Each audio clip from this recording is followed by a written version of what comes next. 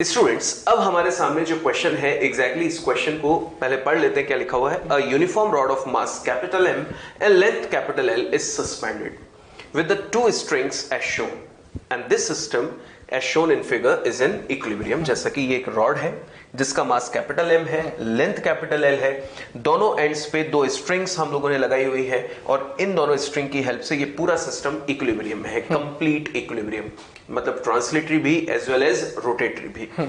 Then find the tension force in strings. बच्चों, इस question को सॉल्व कराने का क्या पर्पस है? ये एक मानकर चलिए प्रैक्टिस क्वेश्चन है, जैसा कि ऊपर लिखा हुआ है एग्जाम्पल। हम लोगों को सिखाया जाता है या देखने को मिलता है कि जब भी क्वेश्चन में रोटेटरी इक्विलिब्रियम आपको पता चल जाए तो आप नेट टॉर्क किसी भी पॉइंट के अबाउट निकालकर जीरो के साथ इक्वेट कर दीजिए, आंसर हमेशा आपके सेम आएंगे। क्योंकि जैसे मानकर चलिए यहां तीन तीन पॉइंट्स हैं ए, बी और सी। मुझसे बोला गया नेट टॉर्क जीरो करो, तो मैं बोलूंगा नेट टॉर्क जीरो तो करूं, पर एक्सेस ऑफ रोटेशन क्या मानूं? किस पॉइंट के अबाउट में नेट टॉर्क जीरो करूं? तो मेरे पास तीन चॉइस है, ए भी है, बी भी है, सी भी है। किसी भी पॉइंट के अबाउट में नेट टॉर्क निकाल दूं और जीरो के साथ इक्वेट कर दूं। आंसर हर एक पॉइंट के अबाउट नेट टॉर्क जीरो आना चाहिए, क्योंकि इनमें से किसी भी पॉइंट के अबाउट अगर टॉर्क मिल रहा होता तो ये बॉडी इक्विलिब्रियम में नहीं होती। Exactly. तो इसका मतलब ये होता है कि जब भी रोटेशनल इक्विलिब्रियम का क्वेश्चन आए तो बॉडी के अंदर किसी भी पॉइंट के अबाउट आप टॉर्क निकालिए और उसको जीरो के साथ, नेट टॉर्क को जीरो के साथ इक्वेट कर दीजिए, आपके आंसर्स आएंगे, जैसे कि हम लोग करके बता रहे हैं। सबसे पहले बच्चों हमें फोर्सेस मार्क करने हैं, जो कि हमारे पास सबसे पहली स्टेप होती है। तो बच्चों अगर हम लोग फोर्सेस मार्क करें तो रॉड के सेंटर पे हम लोगों ने मार्क कर दिया mg, ये हो गया mg। ऑब्जर्व कीजिए बच्चों, स्ट्रिंग्स है तो कौन सा फोर्स होगा? टेंशन। स्ट्रिंग्स डिफरेंट है तो अभी मुझे नहीं पता इनमें टेंशन क्या होगा, इसलिए मैंने मार्क कर दिया T1 एंड T2। तो बच्चों ये तीन फोर्सेस हैं। तो सबसे पहले बताइए कि यहां पर translatory as well as rotatory दोनों इक्विलिब्रियम्स हैं। तो अगर हम लोग बच्चों सबसे पहले ट्रांसलेटरी इक्विलिब्रियम की बात करें, ट्रांसलेटरी इक्विलिब्रियम, तो मैं ट्रांसलेटरी इक्विलिब्रियम की इक्वेशन क्या बनाऊंगा कि अपवर्ड फोर्सेस ने मिलकर डाउनवर्ड फोर्स को बैलेंस किया है। तो सीधा सा इक्वेशन होगा T1 plus T2 is equal to mg। ये हो गई हमारे पास एक इक्वेशन। अब बारी है रोटेटरी इक्विलिब्रियम। बच्चों अब मैं रोटेटरी इक्विलिब्रियम की जब बात करता हूं तो अब मेरे पास है कि रोटेटरी इक्विलिब्रियम मतलब net torque equal to zero.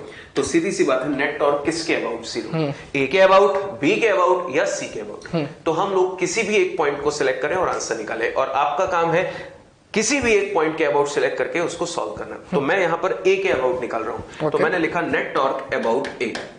तो बच्चों अपने को पता है ना कि ए अगर हम लोगों ने एक्सेस ऑफ रोटेशन बना दिया, इसके अबाउट में नेट टॉर्क निकाल रहा हूं। तो अब चेक कीजिए कि इस ए पॉइंट से कितने फोर्सेस पास हो रहे हैं, तो आंसर आएगा T1। ऑब्जर्व कीजिए बच्चों, T1 अगर एक्सेस ऑफ रोटेशन से पास हो रहा है, टॉर्क प्रोड्यूस नहीं करेगा, क्योंकि इसकी line of action axis of rotation से पास होती है। तो अब बचे हमारे पास दो फोर्सेस, कौन कौन से? mg और T2। इन दोनों का टॉर्क निकालिए और net torque equal to zero. तो बच्चों सबसे पहले एक्सेस ऑफ रोटेशन से line of action axis of rotation से फोर्स के पॉइंट ऑफ एप्लीकेशन तक आर परपेंडिकुलर निकाल दी, आर परपेंडिकुलर, और इसकी वैल्यू बच्चों हम लोग लेंथ का हाफ कितना है? L/2। बिल्कुल। तो बच्चों इसका टॉर्क देखिए, R क्रॉस F कैसा जा रहा है? क्लॉकवाइज। तो मैंने लिख दिया माइनस L/2 mg, क्लॉकवाइज है इसलिए माइनस। अब बच्चों दूसरा पॉइंट अगर हम लोग ऑब्जर्व करें तो T2 अगर देखें तो एक्सेस ऑफ रोटेशन से कितनी डिस्टेंस पे लग रहा है? L। तो ये हो गया R, और फोर्स कहां जा रहा है? ऊपर। तो सेंस ऑफ रोटेशन कैसा आ रहा है? Anti clockwise. और एंटी क्लॉकवाइज टॉर्क कैसा? पॉजिटिव। तो ये हो गया प्लस L और T2, और इन दोनों का रिजल्टेंट कितना है? जीरो। बच्चों कैंसिल आउट करते हैं, जो टर्म कैंसिल हो रही है L से L कैंसिल। ठीक है। बच्चों T2 की वैल्यू हमारे पास ये उधर जाके प्लस हो जाएगा mg/2, ये आ गया T2। बच्चों इस T2 को अगर मैं यहां रख दूं तो T1 की वैल्यू भी कितनी आ जाएगी? mg/2, मतलब दोनों इक्वल है, और यही इस क्वेश्चन का आंसर है। बिल्कुल। बच्चों ये तो मैंने प्रूफ किया किसके अबाउट? ए के अबाउट। जो आपने ऑब्जर्व किया, आंसर क्या है? अब आपका काम है कि आप बी या सी में से किसी के भी अबाउट कैलकुलेट कीजिए, आपका आंसर यही निकलेगा, क्योंकि इक्विलिब्रियम हर एक पॉइंट के अबाउट होगा। तो नेट टॉर्क किसी भी पॉइंट के अबाउट करो, आंसर सेम आएगा। तो सर क्यों ना बच्चों को हम लोग क्रॉस चेक करके बताएं? बिल्कुल सर, आप बोलिए। क्या चॉइस रखे सर, अब किसके अबाउट निकाले, बी या सी? सर सी के अबाउट कर देते हैं, इस बार यहाँ पर कोई साइड भी नहीं है। बिल्कुल। तो बच्चों अब आपको सर बता रहे हैं कि सी के अबाउट अगर हम लोग कैलकुलेशन करते तो क्या यही आंसर हमारे सामने आएंगे? बिल्कुल। बच्चों जैसा सर ने एक टास्क दिया कि सी के अबाउट चेक करते हैं, तो क्या वापस वही फोर्स मार्क कर देते हैं? सी अपना सेंटर, यहाँ पर लग रहा है बच्चों mg, इस थ्रेड पर टेंशन T1 और इस थ्रेड पर टेंशन T2। बच्चों मुझे सी पॉइंट के अबाउट बात करने की टॉक कितना लग रहा है। जैसा पहले था कि ये अभी भी ट्रांसलेटरी इक्विलिब्रियम में है, तो पहली इक्वेशन अपनी ट्रांसलेटरी इक्विलिब्रियम वाली upward forces is equal to downward force. अब बच्चों नेक्स्ट मुझे बात करनी है नेट टॉक, किसके अबाउट, सी के अबाउट जीरो है, तभी तो बच्चों ये रोटेशनल इक्विलिब्रियम में है। अब चेक करते हैं सी के अबाउट की, क्या सी पर पहले से एक फोर्स है mg, इसका टॉर्क जीरो हो जाए। बिल्कुल सर, क्योंकि अगर मेरी यही एक्सिस ऑफ रोटेशन है तो ये जो फोर्स है वो एक्सिस ऑफ रोटेशन से पास हो रहा है, इसका मतलब इसका टॉर्क कैसा हो गया, जीरो। अब बच्चों बात करें दो फोर्स और है, क्या सी से T1 वाली जो फोर्स है उसका परपेंडिकुलर डिस्टेंस अपना बन गया L/2। अब बच्चों अगर ढंग से देखें तो उस केस के अंदर अपना ये रेडियस वेक्टर फोर्स, तो अपना जो टॉर्क आ रहा है वो कैसा है, क्लॉकवाइज, या फिर आप कह सकते हो उसकी नेगेटिव वैल्यू आएगी। तो बच्चों नेट टॉर्क की वैल्यू होगी यहां पर माइनस T1 L/2। बच्चों इस वाले T2 की बात करें, क्या इस एक्सिस ऑफ रोटेशन से इसका परपेंडिकुलर डिस्टेंस अगेन L/2 पर राइटवर्ड है, तो इस केस के अंदर इसका जो मोशन होगा वो एंटी क्लॉकवाइज होगा, इसका मतलब इसका जो टॉर्क आएगा वो positive T2 L/2 equal to 0 आ गया बच्चों। L/2 से L/2 कैंसिल, बिल्कुल सर, L/2 से L/2 कैंसिल आउट भी कर देते हैं और इस टर्म को उधर पहुंचा देंगे बच्चों, तो T2 की वैल्यू T1 के बराबर आ गई। तो बच्चों T2 और T1 बराबर आ गए, इसका मतलब मैं इस इक्वेशन को भी यूज कर सकता हूं। क्या बच्चों इस T2 को मैं T1 लिख सकता हूं? बिल्कुल लिख सकते हैं। तो बच्चों मैं वापस क्या लिख रहा हूं, ध्यान दीजिएगा, T1 प्लस T1, या फिर यहां लिख देता हूं T1 plus T1 is equal to mg। तो क्या T1 equal to mg/2, same as before. बिल्कुल सर, और यही वैल्यू T2 के भी बराबर है बिकॉज दोनों इक्वल है। तो बच्चों यही आंसर आया था पहले भी और यही आंसर है अभी भी। इसका आप किसी भी पॉइंट के बाद टॉर्क निकालो, आपके आंसर कैसे आएंगे, जीरो, अगर ये रोटेशन इक्विलिब्रियम में। बिल्कुल, और इक्विलिब्रियम में बस ये ध्यान रखना है। बच्चों नेक्स्ट क्वेश्चन है, a uniform rod of length L and mass 20 kg is hanging in a horizontal position with the help of two threads. It also supports a 40 kg mass as shown in figure. Find the tensions developed in each thread. बच्चों बात दोनों threads की हो रही है, मतलब इन दोनों की हो रही है, तो अपन को इन दोनों के अंदर ही थ्रेड के अंदर टेंशन फाइंड आउट करना है। बच्चों आप जैसा देख सकते हो अभी ये पूरा सिस्टम इक्विलिब्रियम में, ट्रांसलेटरी भी और रोटेशनल इक्विलिब्रियम, मतलब नेट फोर्स भी जीरो और नेट टॉर्क भी जीरो। बिल्कुल सर। तो बच्चों यहाँ पर अपन बात करते हैं कि क्या क्या फोर्सेज होंगे, इसको मार्क करते हैं। क्या बच्चों इस 40 kg का इसके ऊपर एक फोर्स लग रहा होगा, दैट इज 40g। सिमिलरली बच्चों यहाँ पर जो इस रॉड के पास ही मास है दैट इज 20 kg। बच्चों इसके ऊपर mg कहाँ लग रहा होगा, इसके सेंटर ऑफ मास पर, जो इसके ज्योमेट्रिकल सेंटर पे होगा, मतलब L/2 पे होगा। तो बच्चों यहाँ पर भी मैं लिख दिया इसको 20g। बच्चों ये जो 20g का डिस्टेंस है वो एक थ्रेड से अपन कह सकते हैं L/2 पर है। बच्चों ये डिस्टेंस यहाँ पर और मार्क कर देता हूँ, दिस इज अगेन L/4। क्या L/4 प्लस L/4 क्या बन जाएगा बच्चों, L/2। बच्चों उसी के बाद आपको मैंने इन टेंशंस की वैल्यू फाइंड आउट करनी है, तो ये T1 और T2 अपन ने मार्क कर दिए। बच्चों आप सबसे पहले बात करते हैं ट्रांसलेटरी इक्विलिब्रियम में इक्वेशन क्या बनेगी, क्या upward forces should be balanced by the downward forces. ठीक है सर। तो पहली इक्वेशन अपनी बन गई बच्चों T1 plus T2 equal to 600। बिल्कुल sir, 40g plus 20g that is 60g, जो सर ने डायरेक्टली बोल दिया 600।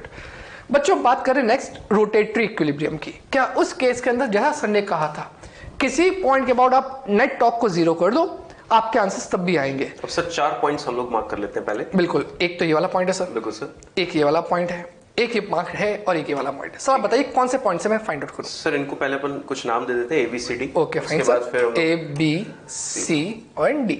Okay sir. सर यहाँ पर वैसे तो हम लोग क्या बच्चों को ऐसा बता सकते हैं कि हमेशा उस पॉइंट को सिलेक्ट करो जहां से मैक्सिमम फोर्सेस पास हो रहे हो। बिल्कुल, ताकि उसकी उनका टॉर्क एकदम जीरो हो जाए। बिल्कुल सर। पर यहाँ पे तो सभी इंडिविजुअल पॉइंट है और सबसे एक एक फोर्स पास, तो किसी को भी सिलेक्ट कर लेते सर। T2 को सिलेक्ट करते हैं, आई मीन D पॉइंट को सिलेक्ट करते हैं। सो सर ने कहा D पॉइंट को सिलेक्ट करना है, तो बच्चों अगर मैं D पॉइंट को सिलेक्ट करता हूं तो ये T2 का जो टॉर्क होगा वो जीरो हो गया, बिकॉज वो उस एक्सिस ऑफ रोटेशन से ही पास हो रहा है। इसका मतलब मैं लिख सकता हूं net torque about D is equal to 0 होना चाहिए। अब बच्चों बात रही इसके, तो कोई बात नहीं करनी, बात रही 20g की, 40g की और T1 की। क्या 20g एंड 40g इन दोनों के कारण जो मोशन होगा वो कुछ एंटी क्लॉकवाइज होगा, तो पॉजिटिव टॉर्क। बिल्कुल, और जो T1 के कारण होगा वो कैसा होगा, क्लॉकवाइज, तो किसका होगा, नेगेटिव होगा। तो बच्चों पर ने पहले ही डिस्कस कर लिया, इस कारण नेगेटिव टॉर्क आएगा, इन दोनों के कारण पॉजिटिव टॉर्क आएगा। अब इनके पास वैल्यूज लिखनी है, तो बताओ 20g D पॉइंट से कितना दूर, क्या ये पूरा L/2, तो ये भी L/2 होगा। तो बच्चों मैं यहां से यहां तक लिख देता हूं, this is equal to again L/2। बच्चों ये भी कैपिटल L है। अब यहां से मैं लिख सकता हूं 20g के कारण कैसा टॉर्क था बच्चों, पॉजिटिव वाला, तो 200 इंटू L/2। बच्चा 200 क्यों, 20G का मतलब 200 हो गया, G 10 ले लिया। सिमिलरली अगर मैं 40G की बात करूं, इस फोर्स का 400 न्यूटन के कारण कितना हुआ, तो L/2 plus L/4, 3L/4, 3L/4, तो पॉजिटिव ऑफ 400 इंटू 400 L/4 और इंटू 3L/4। अब बच्चों सिमिलरली ए पॉइंट के अबाउट कितना होगा, क्या ए पॉइंट के अबाउट डी से ए तक कितनी दूरी है, L, और T1 तो नेगेटिव है, तो minus T1 into L which is equal to 0। बच्चों यहां से कैंसिल आउट हो गया, 100, यहां से ये भी कैंसिल आउट हो गया। 100, बच्चों यहां पर बन गया 100L, यहां बन गया 300L, कितना बन गया 400L। और बच्चों इस टर्म को राइट साइड भेज देता हूं, तो 400L is equal to T1L, क्या L से L कैंसिल आउट हो गया, तो T1 की वैल्यू आ गई 400 न्यूटन। बच्चों T1 400 आ गया, अब क्या बचा, क्वेश्चन कुछ नहीं बचा, T2 ढूंढना है। क्या इसके अंदर अगर मैं वैल्यूज पुट कर दूंगा तो मेरा T2 आ जाएगा। नेक्स्ट स्लाइड पे कर देते हैं। बिल्कुल सर, इसको नेक्स्ट स्लाइड पे कर देते हैं। तो बच्चों T1 plus T2 is equal to 600 newton equation थी। T1 की वैल्यू 400 न्यूटन आपका आ चुका था, वैल्यूज पुट कर देंगे तो 400 plus T2 is equal to 600, तो T2 is equal to 200 Newton. और बच्चों ये आपके रिक्वायर्ड आंसर्स हैं। Students, the next question again एक इंपॉर्टेंट क्वेश्चन जो हमारे सामने है, बच्चों डिस्कस करते हैं इसको। लिखा हुआ है अ ladder of mass 10 kg and length L is shown in figure. If coefficient of friction between the horizontal surface and ladder is mu, then find number 1 normal reaction forces acting at contact point, number 2 mu that is coefficient of friction, and number 3 value of friction force acting between ladder and surface. Okay. तो बच्चों सबसे पहले ये हमारे पास एक vertical surface, एक horizontal surface, ये हमें लैडर दी गई है। लैडर और इस सरफेस के पीछे कोफिशिएंट ऑफ फ्रिक्शन म्यू है। ये एंगल हमको कितना दिया गया है, 37 डिग्री। तो सबसे पहले तो बच्चों मार्क कर लेते हैं, वो 37 है, तो ये अपने आप कितना हो जाएगा 53, क्योंकि ये 90 डिग्री है और तीनों का एडिशन 180। बिल्कुल बच्चों सबसे पहला काम फोर्सेस मार्क करना है। तो बच्चों आंसर दीजिए कि इस लैडर में कितनी जगह कांटेक्ट पॉइंट्स हैं। 2 जगह। तो 2 जगह कांटेक्ट पॉइंट्स हैं। बच्चों दोनों ही पॉइंट्स को हम लोगों ने ऑब्जर्व किया। ये एक कांटेक्ट पॉइंट है, तो नॉर्मल रिएक्शन हमेशा कांटेक्ट पॉइंट के परपेंडिकुलर, सरफेस के परपेंडिकुलर आ गई, देते हैं N2, और एक ये सरफेस के परपेंडिकुलर, तो ये हो गया कितना N1। बिल्कुल सर। अब बच्चों इमेजिन कीजिए कि सारी सरफेसेस स्मूथ होती, तो ये जो लैडर है, जैसे ही हम लोग इसको रिलीज करते हैं, इसके फिसलने की टेंडेंसी ऐसे होती है। ये लैडर ऐसे रखी हुई है, जैसे ही हम लोग इसको रिलीज करते हैं तो इसके फिसलने की टेंडेंसी ऐसे होती है। तो बच्चों बॉटम मोस्ट पॉइंट जो है वो स्लिप होके कहां जा रहा है, आगे। तो बच्चों जैसे ही इसकी स्लिपिंग आगे होगी तो आंसर दीजिए फ्रिक्शन कहां लग जाएगा, पीछे। तो ये मैंने मार्क कर दिया फ्रिक्शन, जिसको स्मॉल एफ से मैंने डिनोट किया है।